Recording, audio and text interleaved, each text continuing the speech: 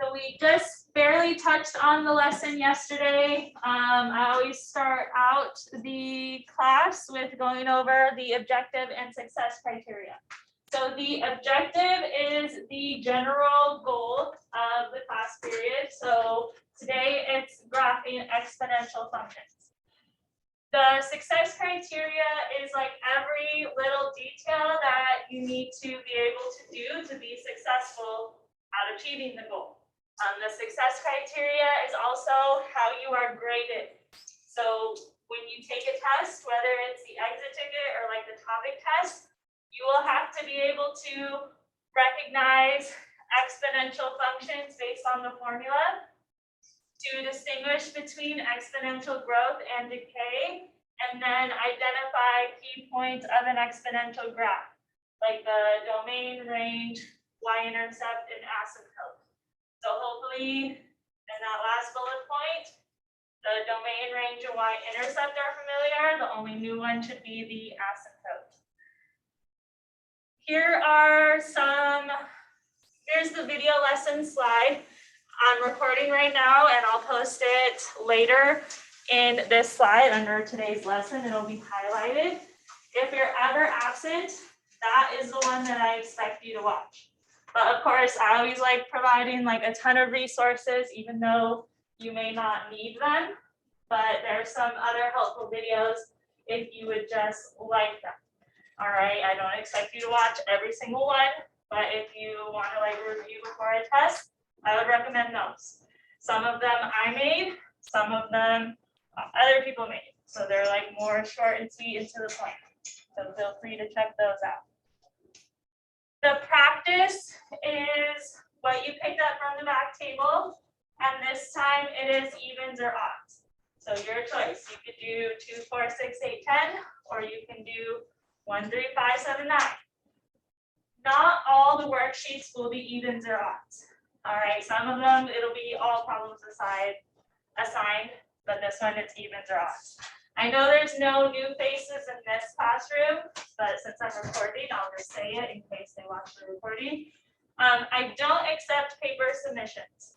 All right, it first started out because of COVID that I don't accept paper submissions, and then it just worked out so well that I'm probably going to keep it long after COVID. So I don't ever collect physical papers from you.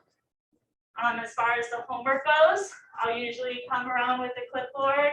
Like if I give you some time to work on it in class, for the end of class, I'll come around with a clipboard and give you points for whatever you got done so far.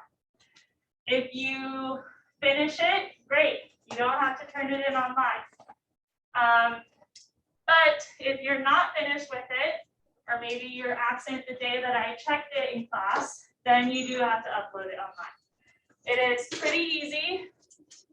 Kaden, raise your hand. Isabella, you're right next to it. And just put the pass in the trash. All right. If you are absent the day that I checked the practice, or if you're not finished and you just want to get a better score, then you do need to upload it to the link in Schoology. And I always include what the link in Schoology looks like too. So it's really easy. You just take a picture with your Chromebook, or if you're at home, you take a picture with your phone and upload it. If you ever need help, just let me know and I'll help you. But that's the way that I accept links. So we can revisit that later when it's time to turn in that assignment.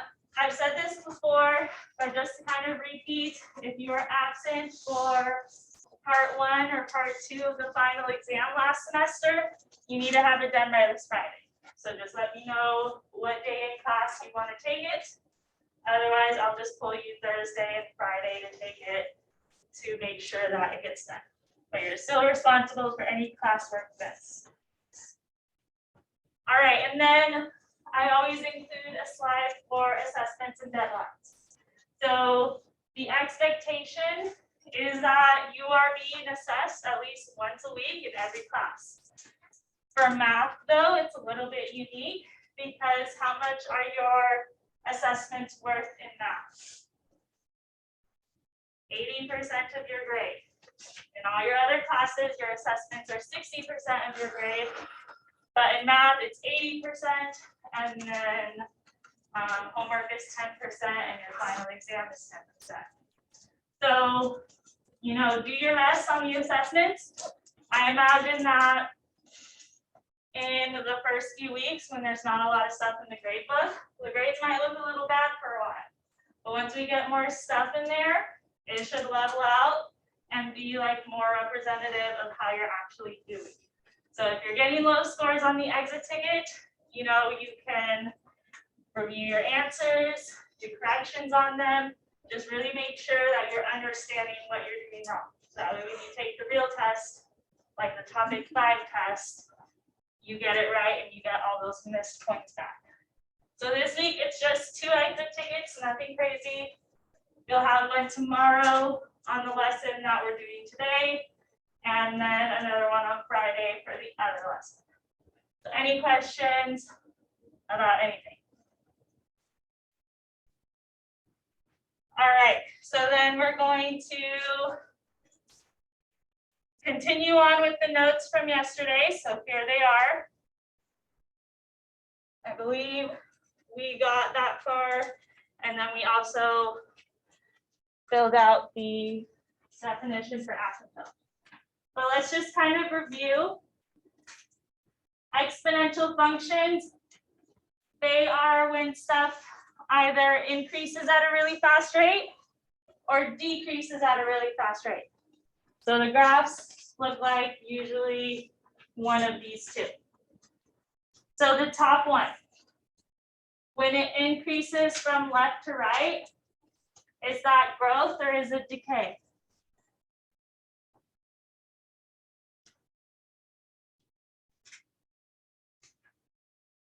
Use your vocab. Is it increasing or decreasing? So is that growth or is it decay? Growth. Growth. Good. It's growing. So it's increasing. What about this one? Is it increasing or decreasing from left to right? So exponential growth or exponential decay? Good. All right. You need to be able to recognize it from a graph and also from the formula. So like we can look at a couple examples here. I'll kind of like skip around the page. Look at the formula for number 1. Just looking at it, would this be growth or decay? All right, it is growth. And how do we know that it's growth?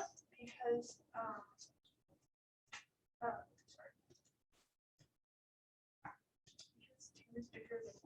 good. So the number that's with the exponent, so that's known as b, that tells you whether it's growth or decay. So since it's bigger than 1, and it says right here in your vocab, that's exponential growth. So I could kind of jot that down right here. And you can just kind of make a note to yourself because b equals 2. All right, look at example 2. So look at this formula. What's the value of b for this one? Would you say that that is greater or less than 1? Less than. So growth or decay? Decay. Good. All right, that in itself would answer a few questions on your test. All right, first you should know that exponential functions have the x in the exponent spot. But if the number is smaller than 1, it's decay. Bigger than 1, it is growth. So also, what's 1/4 as a decimal? 0.25x. So you might see it as a fraction, you might see it as a decimal. Just be able to tell me if it's bigger or less than 1, therefore like growth or decay. All right, so we'll come back to these examples. Just wanted to make that clear because it is a few questions on your test. But the other thing we learned is asymptotes. And I know that you guys already wrote it down. So let me just copy it over real quick. So asymptote, that is a line which the graph gets close to.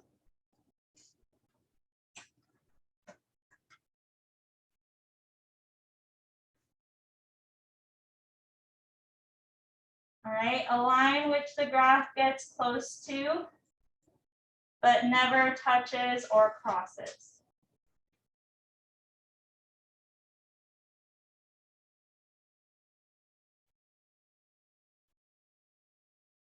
All right, so that is your definition of asymptote. It's a line that the graph gets close to but never touches or crosses. It's a lot easier to like see once we start graphing it, but in just these two little sketches I made over here, if this was like on a coordinate plane, the asymptote would be like right here for that one. All right, because it gets close to the line but never actually crosses. Same over here. This would be like my asymptote that the graph gets close to but never touches or crosses. All right, we'll talk more about that in a little bit. But any questions on the vocab? All right, so I'm going to scroll down. If you missed the first part of this, it is in Schoology under the annotated notes, so you can just look at that. All right, but example 1. So we need to graph these by hand, which you will have to do on your topic test. So make sure that you don't just rely on Desmos, make sure you know how to graph things by hand. So first, you need to make a table. So when you need to graph things by hand, the step 1 would be to make a table.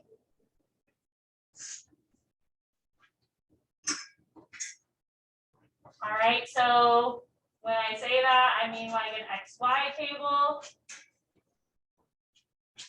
where your X is your inputs and your Y is your outputs. Notice that in the given formula, there's an X and a Y. So that's what we're gonna use in order to fill in this table. Your X's, as just kind of like a general rule, you can always make them from -2 to +2. So like -2, -1, 0, 1, and 2. That's a good place to start. If we ever need to add more, then we can. But we really want to pick X's that would be like the center of the graph, like where that curve is. For like 90% of these problems, use -2 to +2 for the X.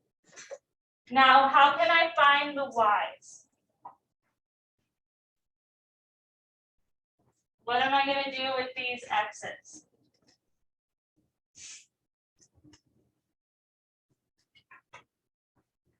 You see how there is an X in the formula? So if I plug in these X's, I get what Y equals. So like take the first one, where X is -2. If I do Y equals 2 to the -2 power, I get what Y equals. Now, I don't know about you, but I'm not really good at doing negative exponents in my head. All right, so I'm going to use Desmos.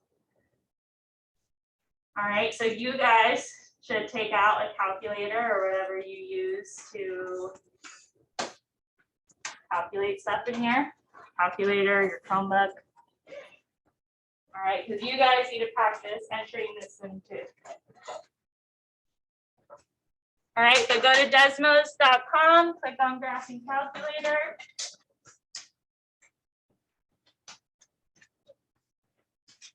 All right, and then type in 2 to the -2 power. You can use the buttons that are down here if you want, or you can just type them in. I just type them in because I'm pretty good at coding. All right, if I'm trying to do 2 to the -2 power, I'll use these buttons on my keyboard.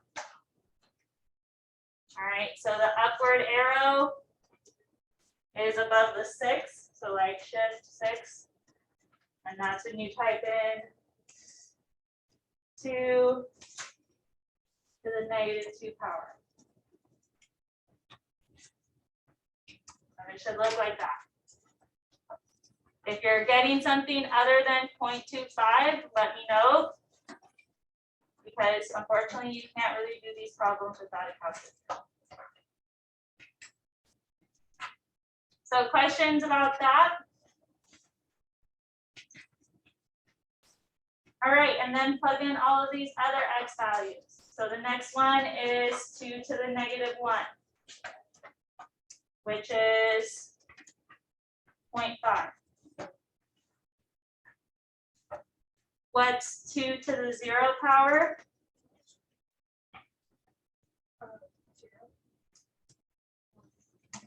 It's 1. So I don't know if you guys remember that rule. I don't think we've covered it last semester, but anything to the 0 power always equals 1. And if you didn't know, or you just want to double check, just enter in your calculator. Equals 1. What about 2 to the first power? 2, and then 2 to the second power? 4. So now that I have my table made, I can actually graph it. So any questions about that process? All right, so again, we just plug in the x's to find the y's, and now you can graph it.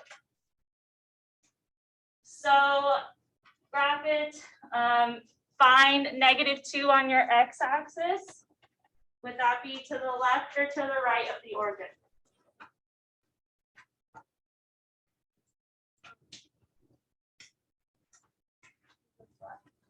Two to the left. So guys, we're graphing these as coordinates. So like here's the first coordinate I'm graphing. So -2 and then up about 0.25. So about right here. And then the next one. -1 up 0.5. And 0, 1. And 1, 2. And then 2, 4.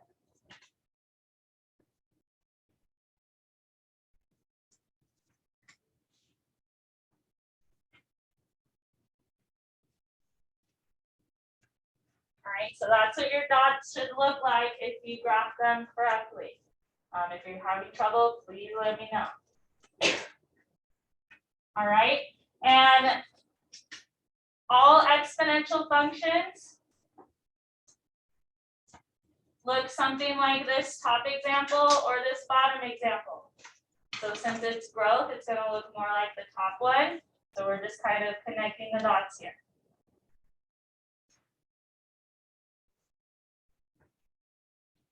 All right, you want to have enough dots to be able to make that curve. If you don't, then you can always add x values, like going like at 3, 4, and plug them in. But these were enough to make the graph.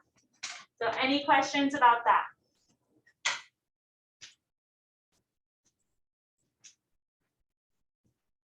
All right, now the other part of our success criteria was to be able to answer all of these questions about the graph. So the first 3 should be a review. So the domain is talking about the x's or the y's. The x's, what's an easy way to remember that? Dr. XY. So that tells me that helps me remember that domain is all the x's. So look from your x-axis from left to right. Does it go infinitely to the left? Yes. Does it go infinitely to the right? No. Yes, it does, because it does get wider as we go. So it goes upward infinitely too. But you see how it gets wider? So eventually it will touch all the x values. So what is the domain when it goes infinitely both directions? All real numbers. All right. Since exponential functions just have growth and decay, so they, in both situations, they go infinitely left to right, the domain will be all real numbers for this unit the whole time. So if you want to just memorize that, go ahead. Otherwise, you just look at it and you know it's all real numbers. All right, the range is for the x values or the y values? The y values. So I need to look at my y-axis, so up and down. Is there a boundary going upward, or does it go infinitely upward?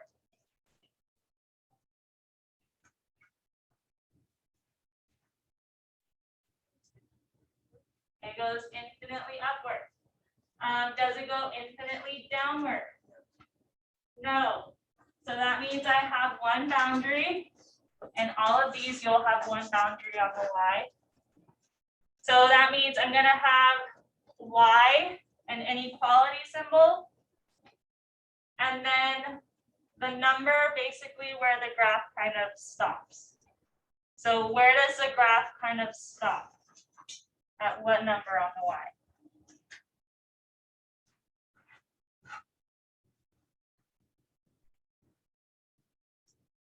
Well, it goes infinitely upward, so I'm looking for a number this way where there's basically no more blue line.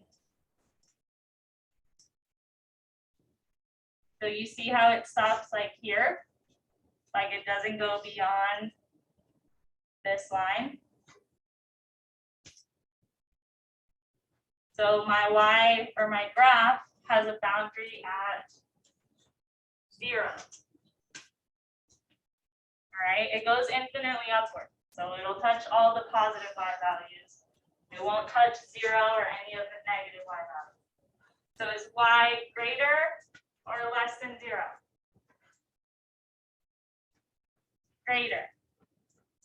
So my range is y greater than 0. Questions about that? All right. Also look at your table. Are these y values all greater than 0? Yes. That's a good indication there. This one should be easy. What's the y-intercept on the blue line? 1. I'll write it as a coordinate. So 0, 1, because that's where it touches the y-axis, right here. You can also tell from the table. Because whenever x is 0, that's your y-intercept. So my y-intercept is at 0, 1. All right, questions so far? Sorry, I know this is a long example, but the rest of them will go quicker. All right, so those should be reviewed, the ones we did in red. The new one is your asymptote. So that's the line that the graph gets close to, but never touches or crosses. You can kind of use your range as like your guide, because it'll look exactly the same, except instead of an inequality symbol, it's going to be replaced with an equal sign. So on this graph, the asymptote is the line y equals 0. Remember, horizontal lines are always like y equals a number. That's where we get it from. And you see how the y values get really close to 0, but never actually touch 0? That's where it comes from. So that's like saying, like I'm spraying disinfectant or I'm cleaning something and it kills 99.9% of germs. All right, they can't say it kills 100% of germs because that's not really possible, but it gets really close to 0. That makes sense? All right, so that's the first example. Any questions? All right, so the next one, I'll kind of get you started with it and then I'll kind of make it a you try. So number 2, we already established that number 2 is decay because the number with the exponent is smaller than what? 1. And the first thing that we need to do is make a table. All right, so that's your first step in order to graph these. You need to make an XY table.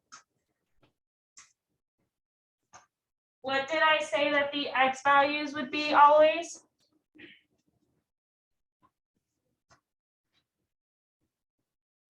So look at the last examples.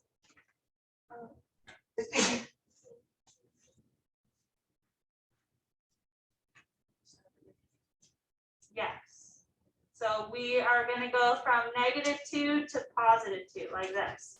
So make your x values -2, -1, 0, 1, and 2. Sometimes we need to add x values, like 3 maybe, but we don't most of the time. So I'll just do it like this. All right, now how do you find your y values? You plug in the x values. So plug these in. Like my first x value is -2. Plug it in for x in the given formula. So it's y equals 1/4 to the -2 power. All right, again, that's probably not easy for you to do in your head. I certainly don't do that in my head. So I'm going to use Desmos. If you're putting fractions in, I suggest putting them in parentheses like this. And then the exponent is -2. So try that out on whatever calculators you're using. If you're getting something other than 16 as your answer, please let me know. All right, if you get 16, then you plugged it in correctly. And then fill in the rest of the table. All right, so I'll give you about a minute, fill in the rest of the table yourself and graph those points yourself, and then we'll pick it up from there.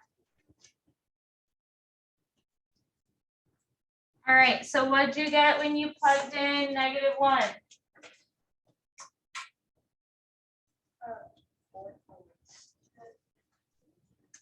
So when you plug in -1, because we did -2 together, when you plug in -1, you should have gotten 4. What about when you plugged in 0? What did you get? 1. Good. When you plugged in 1, 0.25. You could also put 1/4, but it's probably better to use decimals when you have to graph. All right, and then what about when you plugged in 2? 0.0625. I'll just put 0.06. So good. Any questions there? All right, now the dots you should have graphed as well. Does -216 fit on this graph? All right, it doesn't fit on this graph. If I had to guess, it would be like somewhere up here. All right, so I'll just move on to the next one. So -1/4 would be here. 0, 1, 1.25, and then 2.06. So your dots look like this, and then connect the dots. It should look something like this.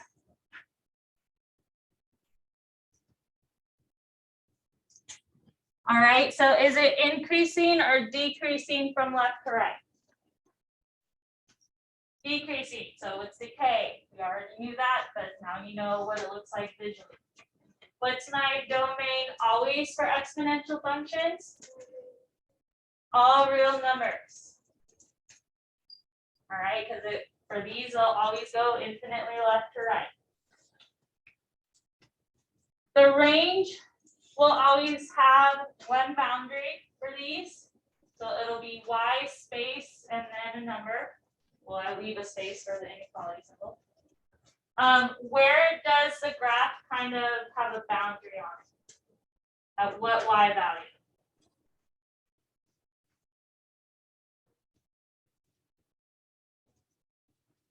So maybe this will help you.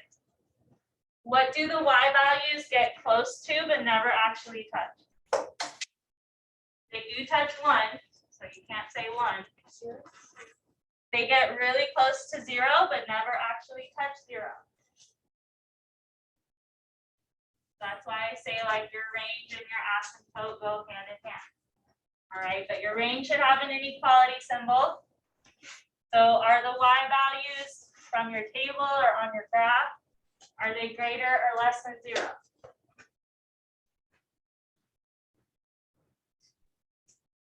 Is 16 greater than 0? Yeah.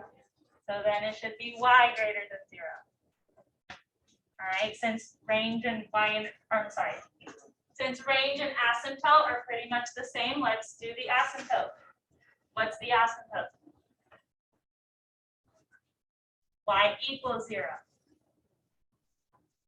All right, because again, the y's get close to 0, but never actually touch 0.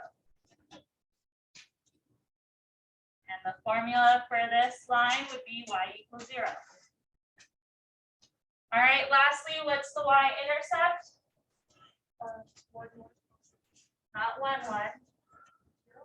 0, 1. All right, so your y-intercept is when x is 0, it's that y value. So it touches the y-axis here at 0, 1. All right, questions, comments? All right, sorry, I know this is a long lesson. We'll just do one more together and then I'll give you time to practice. All right, so look at the back page of your notes. I showed you the process. It's the same process every time. It's just this time the equation looks a little different because we have something on the end of it. So like you see how it's -1 and like down here it's +4. All right, all that really does is move the graph up or down. So it's still the same process. You're still going to make a table. What did we say that the x values would be?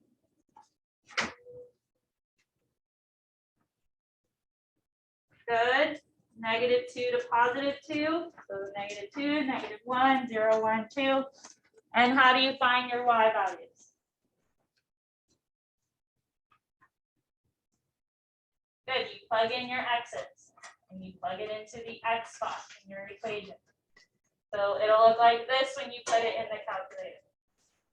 It'll be 3 to the -2 power, then -1. Don't put the -1 with the exponent, right? It's not up there with the x, it's like on the side. So like right arrow out of it, and then put -1. So here's what it looks like in the calculator. So 3 to the -2 power, right arrow out of it, -1. And you get a decimal, which you'll probably have to round. So I get -0.89. All right, fill in the rest of the table using that same setup. So plug in these x values into this equation. And again, use your calculator. Don't do it by hand. What about when you plugged in 0?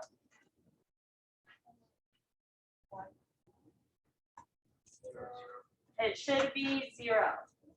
So yes, it's true, like anything to the power of 1, or not to the power of 1, anything to the power of 0 equals 1, but then you have to -1 because that's what the formula says to do. So it's like having 1 - 1, which is 0. What about when you plugged in 1, what'd you get? 2. And when you plugged in 2, what'd you get? 8. Questions there? All right, good. So then graph it if you haven't already. So -2, -0.89 would be like right here. -1, -0.67 right there. 0, 0. 1, 2. And 2, 8.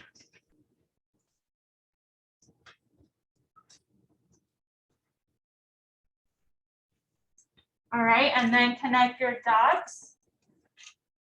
Should look something like this.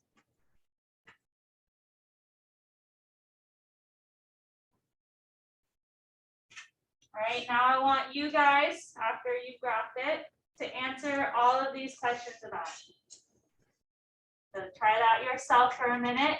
Tell me if it's growth or decay. Tell me what the domain is, the range, the Y-intercept, the asymptote. We'll go over it in about 1 minute. All right, growth or decay? Growth, because it's increasing from left to right on the graph. Also because, look at your Y values, they are increasing. And then look at your formula. The number with the exponent is bigger than 1. So all of that tells you that it's growth. What is the domain? All real numbers. Is it like that for all the exponential functions? Yes. So if you want to just memorize that, go ahead. All real numbers for the domain. What is the range?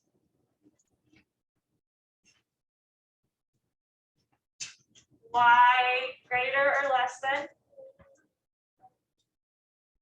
Greater than, and greater than what number?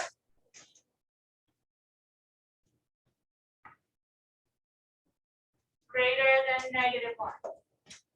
All right, so all of these numbers are greater than -1. You can't say greater than 0 because like these two are not greater than 0. But they are greater than -1. And they don't actually touch -1, so do not put like a little line underneath. It's not equal to. That makes sense? All right, since we just did the range and the asymptote is pretty much the same, let's do the asymptote. What's that? Y equals -1. So that's the line that goes here. That's what the blue line gets close to, but never actually touches or crosses. That's my asymptote. Again, these numbers get close to -1, but never actually touch it. And then lastly, what's the Y-intercept? Good, 0, 0. You can tell from the graph where it crosses the Y-axis, and then from the table. Wherever X is 0, that's your Y-intercept. Good. Questions, comments? All right, so I know that was like a long lesson. I still want to do more examples, but I'll do more examples with you guys from the note sheet tomorrow. I want you guys to at least get some independent practice in today. So for the rest of the class period, I'll have you start your practice. So even your odds on your practice that you picked up today.